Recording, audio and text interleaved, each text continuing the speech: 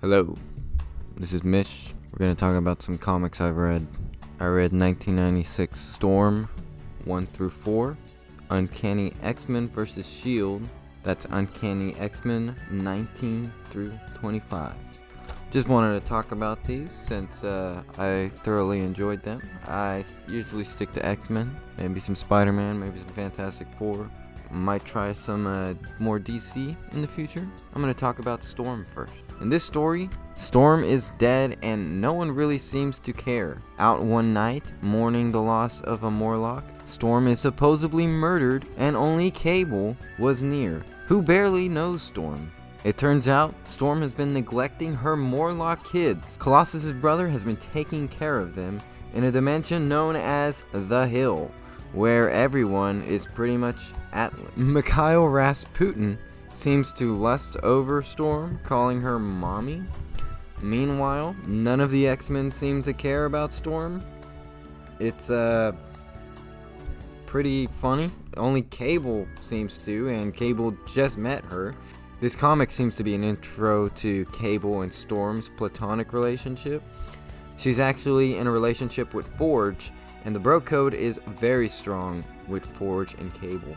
Meanwhile, Mikhail's making an interdimensional terrorist organization with the neglected Morlock called Gene Nation. That's Gene, not Jen. Yes, I know both of those are very important versions of Gene for the X-Men. Monroe gets fed up with this dimension and threatens Mikhail's life if he doesn't send her back. So she teleports everyone, including the anti-human terrorist organization, which is pretty weird. She teleports them back to New York, but she dismantles this singular bomb that they have with them. Again, this seems like a very bad terrorist organization, and this story kind of seems to fall apart towards the end. The comic ends, all is good in the mansion, though no one cared, and she dons her classic costume at the very end. Interesting. Well, let's talk about this. Warren Ellis is the writer, and he's a pretty creepy dude. And to be frank, his portrayal of Storm is very bland. I've read comics where Storm is very interesting and very exciting. Meanwhile, Terry Dodson's art in this is awesome. Her costume looks sick. I know a lot of people don't like the old black spandex era, but in this case, it looks so cool in comic book form.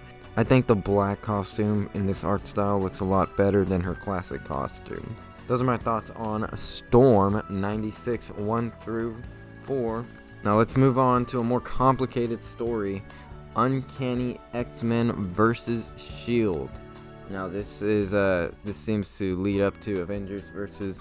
X-Men. I have some notes I wrote down, and I'll talk about how I feel about the story at the end. The X-Men are broken up like the Beatles. Half the crew is with Storm and Beast, the other with Cyclops. This is due to Cyclops murdering Professor X. Allegedly, he was under the control of the Phoenix. Allegedly. Meanwhile, Maria Hill's S.H.I.E.L.D. has been infiltrated by Mystique posing as Taylor Swift's stand-in Dazzler. Cyclops' Uncanny X-Men are lured to Chicago by Sentinels owned by S.H.I.E.L.D.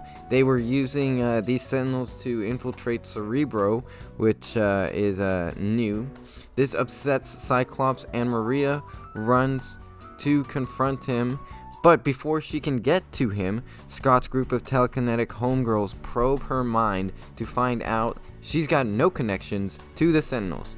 Summers gets the idea to ask Hank about the misuse of Cerebro, even though they're not on good terms. After accusing Hank of trying to attack his squad, Cyclops goes berserk, shooting lasers out of his eyes, destroying a bit of the surrounding area. Panic ensues, even though Scott claims to have had an accident. After everyone gets in order, Dazzler, really Mystique, pulls up as an agent of S.H.I.E.L.D. Meanwhile, Magneto finds the real Dazzler and isn't stoked on how she's been treated, so he breaks her free.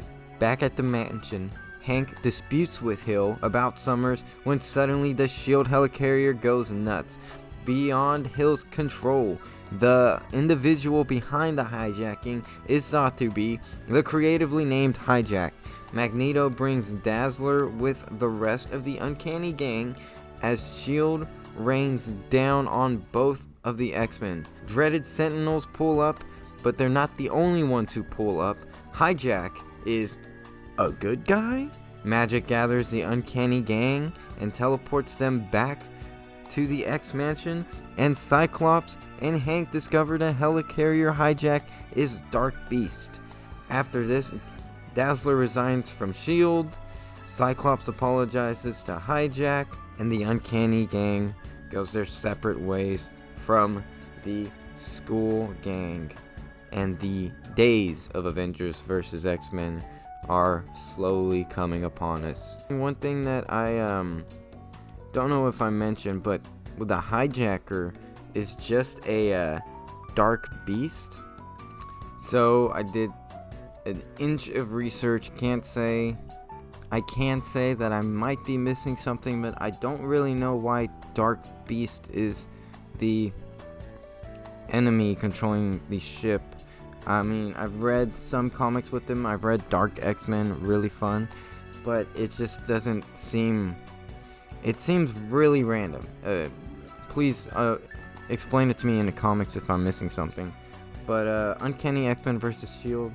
The art in this is fantastic.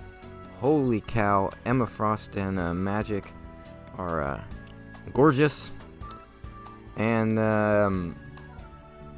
it's really interesting seeing Cyclops this way, in this sort of like panic mode that he is in at all points in the story. And yeah, I had a really good time reading these two comics. Thank you to my local library.